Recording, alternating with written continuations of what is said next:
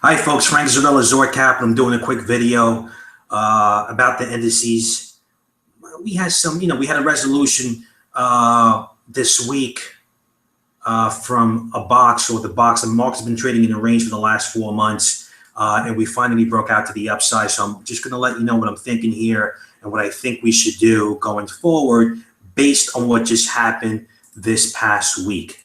So I'm going to show you here. Here's the NDX. We've been trading between 4,100 and 4,300 for the last, call it 3 months. We finally broke out to the upside. You have to act as if this breakout is legit, and then we're going to reach the measure move, which is 4,500, based on the top here being 4,300, bottom 4,100.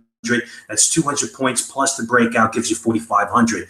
However, here in the very short term, for you short-term traders, we are up 4 days in a row. Okay, if for some reason we do get a gap up on Tuesday, it might be favorable for those who have a short-term time frame, call it 1 to 5 days. Because again, everything, things go up, things go down, nothing goes up forever. But if we do get another gap up, this thing might be faded. But for those who have a longer-term horizon than 5 days, I think every pullback should be bought until the market tells you otherwise. If you take a look at the composite, it's a similar situation. Trading in the box between 4,600 and 4,800. We finally get the breakout. Measure move takes you to 5,000. Again, up 5 days in a row.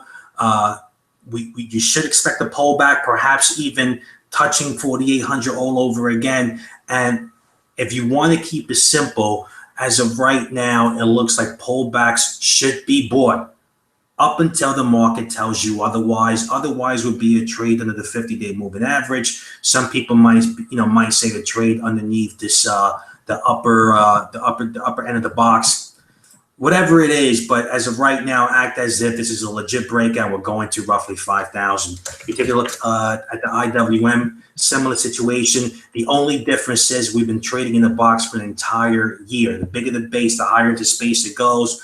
We're looking at the IWM trading between 110 and 120. That gives you a measure move of roughly 130, which is a decent move. That's roughly about 8.3%. And again,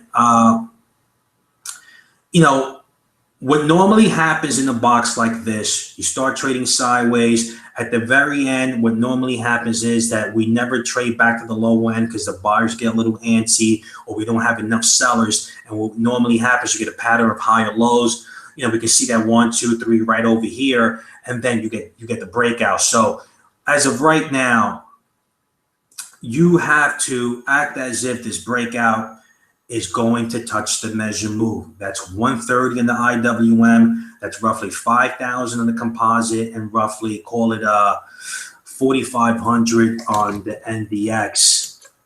But again, here in the very short term, if we do get a gap up on Tuesday, specifically on the QQQs, you might have a little fade opportunity to pick up a couple of nickels. If you use, you can do it via shorting the QQQs, or you can do it via going along the SQQQ, which is the inverse ETF.